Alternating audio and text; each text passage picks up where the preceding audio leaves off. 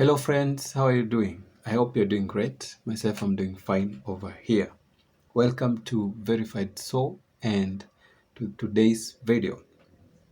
In an earlier video, we took a closer look at the first email notification that you might expect after you have submitted your form DS260.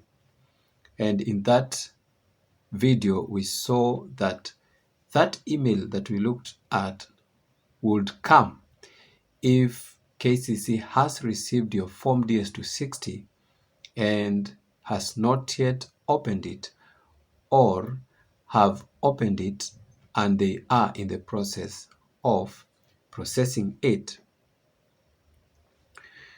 In today's video, I want us to look on the possible second notification email that you might get. And this email notification comes as a response to an email request that you sent requesting the status of your DV process. And at the time you are requesting for the status, KCC has opened your DS260 form and has fully processed it. And if it is so, this is the kind of email that they will send you. And I'm reading through. Thank you for your inquiry. Your DS260 form has been processed. You should have received or will soon receive an email from Kentucky Consular Center giving you instructions to complete in order for your case to continue processing. Please follow the instructions in the email.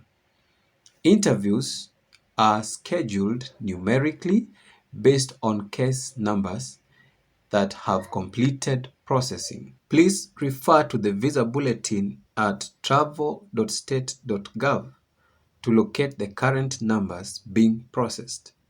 This visa bulletin is updated after the 15th day of each month. Once an interview date has been scheduled, you will receive notification via email to check dvprogram.state.gov. In order for Kentucky Consular Center to assist with inquiries regarding the specific diversity visa DV case, you must provide the principal applicant's full name, complete case number, and date of birth in the following format: month, date, year, as entered in the original entry. Please remember that Kentucky Consular Center does not have authority to tell you whether or not your specific case will be disqualified. Only a consular officer can do that at the time of your visa interview. Do not send any paper documents to Kentucky Consular Center. For additional information, please refer to the following, and they give you some link down there. So on this email that you will receive if you request your status and your DS260 form has been processed by KCC, we see several important information for all of you, the DV Lottery 2023 winners, DV Lottery 2024 winners, and the rest. And the big points that we take from this is that you should have received an email notification. Let me explain that. If your DS260 form is fully processed, you are supposed to receive an email notification, but only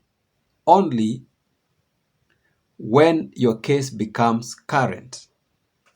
And for the DV 2024, as we are speaking, your interviews are not yet, and no one has received any notification. It's not yet. The very first notifications you might get towards the end of the month of August, and those will be for the interviews that will be scheduled in the month of October. But for now, you have not yet gotten that. But for the DV Lottery 2023, once your case number becomes current, and number two, your embassy is performing as required. And that is to mean there are vacancies. If there are vacancies, that is condition number 2, then you will receive the notification. We call it the second notification letter that gives you the interview appointment date. I hope you've gotten that. So for the DV Lottery 2023, they are currently receiving these notifications for those who are lucky enough for their embassies to perform well and their numbers are current. They are receiving this and they are going for their interviews. And then it continues to say, or will soon receive. If your number is not yet current, you still have to wait. And once it becomes current, you will receive the notification. That is an email from the Kentucky Consular Center. I hope that point is clear. But if it's not, I have done several videos explaining that, and we shall do more explaining the same. And then the other reminder point to get is that interviews are scheduled numerically in a numerical order from the lowest case number to the highest case number of all DS260 forms that have been processed. If you have not submitted your DS260 form, even if your case number is low, that is to mean it has not been received and has not been processed. Therefore, you are put aside, and only those whose has been processed, then they are numerically scheduled for the interview. The other big point to take from this is regarding the visa bulletin. And earlier on, I told you the visa bulletin is one important aspect in everyone's DV process. The visa bulletin is that news that is posted by the Department of State, and it outlines the current status of every type of visas. And therein we have also the diversity visa. So you should keep track of the visa bulletin for you to get the case numbers that are current. The cutoff number that will be indicated on the visa bulletin or the case numbers below that cutoff number are current. And that means they can receive their second notification letters at any moment. So you keep track of the visa bulletin to get the information of the current case numbers that are ready for interview scheduling. Every month there is a visa bulletin released, and you should keep a record of all those visa bulletin if you are a DV lottery winner. And the other point we get is that the visa bulletin normally comes out on the 15th of every month. Sometimes the dates vary. It might come earlier or sometimes a little bit late, but normally is on the 15th day.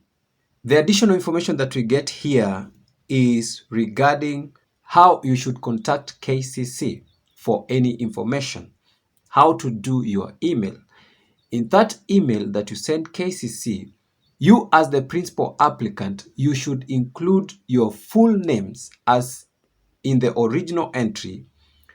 You should provide your full case number, including the preceding zeros, and also the date of birth in the order of month, date, and year, and should conform with the initial entry and that on the DS260. And it says finally that KCC has no authority to determine whether you will be successful or your visa will be approved or be denied. That is the work of the consular officer at the embassy during your interview. The consular officer is the one to consider you for an approval or a denial of the visa. And then for more information, you should contact KCC. I hope, guys, this video is helpful to you, and if it is, don't forget to like the video, subscribe to the channel if you have not, and also support the channel. Let's meet in the next video.